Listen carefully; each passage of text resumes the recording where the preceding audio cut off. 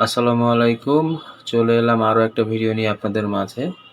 আজকে আমরা যে জায়গাটাতে এসছি এটা হচ্ছে মোহাম্মদপুর বছিলাতে। আমরা এই জমিটা দেখব। এই যে নীল শাটারের যে দোকান দেখা যাচ্ছে, একজন ভদ্রলোক পাঞ্জাবি পরে দাঁড়িয়ে আছে। আমরা এই যে দেখেন, এই যে দোকানগুলো দেখতে পাচ্ছেন, এই জমিটা দেখব। এইখানে দোকানের পাশে পিছনে রাস্তা আরো জায়গা আছে। এই যে চলুন আমরা আস্তে, আস্তে পিছন দিকে যাচ্ছি। দেখাচ্ছি আমরা।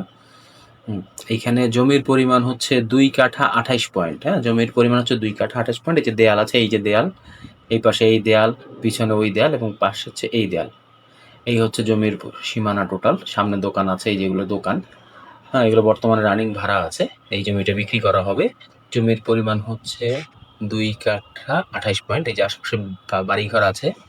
সব ঘনবসতিপূর্ণ এলাকা এবং সামনে হচ্ছে মেইন রোড। এই যে মেইন রোড দেখতে পাচ্ছেন।